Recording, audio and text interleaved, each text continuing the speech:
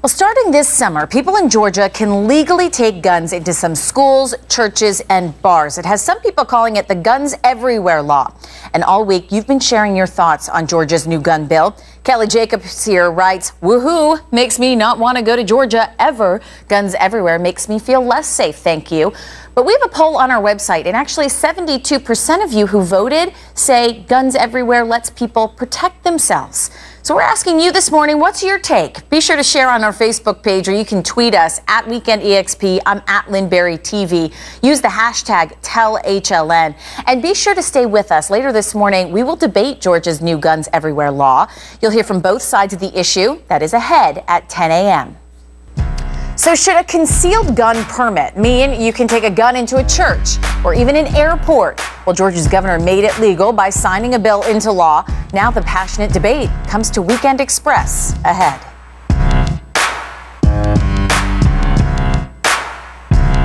People can legally take guns into some schools, some churches, some bars, and even parts of the airport.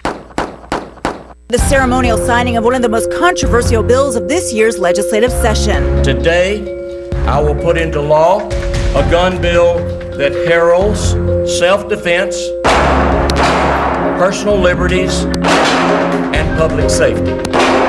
Licensed gun rights owners from across Georgia came to witness the move that will expand their rights to legally carry their weapons into bars, unsecured government buildings, and churches that give the okay. Well, no one seems to be without an opinion about that new gun law. It was signed this week by Georgia's governor. It starts July 1st. It is called the Safe Carry Protection Act, allowing people who have concealed carry permits to take guns into some bars, churches, school zones, government buildings, and certain parts of airports. Now, supporters say it could have gone even further. Opponents call it extremism in action. And we have both sides of the debate with us today. Jerry Henry is the executive director of Georgia Carry, a group that lobbied for the bill, and Reverend Raphael Warnock is senior pastor at the Ebenezer Baptist Church here in Atlanta. He is against the provision which gives churches the ability to allow members to bring in a gun. Gentlemen, thank you both so much for being with me this morning. Thank you, Lynn. You know, good to be here with you. good to have you. You know, there is no one without an opinion, and the opinions are strong. And I'll start with you, Mr. Henry. You say this is a necessary legislation that didn't go far enough. First, why is it necessary? Well, anywhere, bad guys, criminals do not abide by the law. Anywhere I go, I'm at someone else's, in risk of someone else bothering me or shooting me or whatever, robbing or whatever. And it gives me the opportunity to defend myself no matter where I am. And I believe that I should be able to defend myself and my family no matter where. And Reverend, I understand you will not be allowing guns in your church, and that's something that the church will be allowed to do, to say no. No, we will not be allowing guns in our sanctuary. When we pastors say, now it's time to pass the peace, this is not what we had in mind. We mean the P-E-A-C-E, not the P-I-E-C-E. And what about people that say, well, the bad guy will bring the gun regardless of the law, so I want to be able to protect myself if he or she does? Lynn, as a pastor, I have to tell you that I think this distinction between the good people and the bad people is really a facile and distinction that's really unhelpful. Really, what I'm seeing in my community is a difference between people who have access to mental health care and those who don't, those who are stable and unstable. And bringing more firearms into this mix, coupled with Georgia's dangerous stand your ground law, which even felons now can use in their own defense, is a terrible mix, and it doesn't make us safe.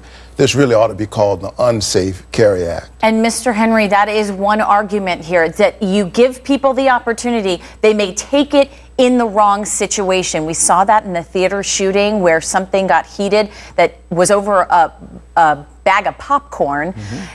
In those situations, do you not disagree that that could elevate situations that don't need to be elevated? Well, I disagree. Bad things happen to good people at all times. And the majority of the people who carry to protect themselves do not do that. Now, one of the things that I'd like to say is that I agree with the preacher. If he does not want guns in his church, he has that right to keep them out. That's why we fought to get private property rights. Not all churches are in downtown Atlanta and have a huge following. There's an awful lot of churches out in the outlying areas that are small and cannot afford security for their members. And they don't want to be setting ducks, and they want to allow their members to do so. And as private property, since that's what the church is, we believe they should have that right to decide for themselves. If they don't want to do it, fine. It's their option. Reverend, have you had reaction from members of your church? They know that you're not going to allow that in your specific church. Absolutely. And you know, we have a history of violence in our sanctuary, so we know something about this. In 1974, the mother of Martin Luther King Jr., Alberta Williams King, was in our sanctuary one Sunday morning praying the Lord's Prayer as part of worship, was murdered by a young teenager who had access to a gun but not access to adequate mental health care. 40 years later, that situation is worse.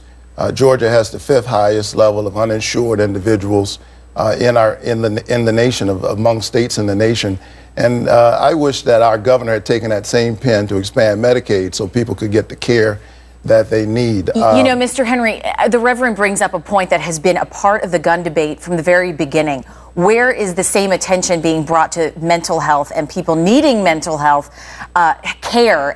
And should that same attention be brought to that issue? Well, part of the bill included the state being required within 10 days to report to the National Background Check, NICS, background checks, anyone who has been involuntary admitted to hospital, to mental hospital. So we've taken the time frame down when it's repeated. Now, as far as the money spent to determine who's mentally ill, I can't tell you that. Can't tell you that, but it's a matter of dedicating the time to mental health research. Sure. Well, the bill also allows that persons who are walking down the street who are strapped with a firearm, police officer sees them, they can't really ask whether you're carrying a permit or not. I think that's very ironic, given the fact that our governor, Nathan Deal, as he signed this bill into law at a barbecue, compliments of the gun lobby the other day, he said that, you know, people who follow the rules can now carry guns.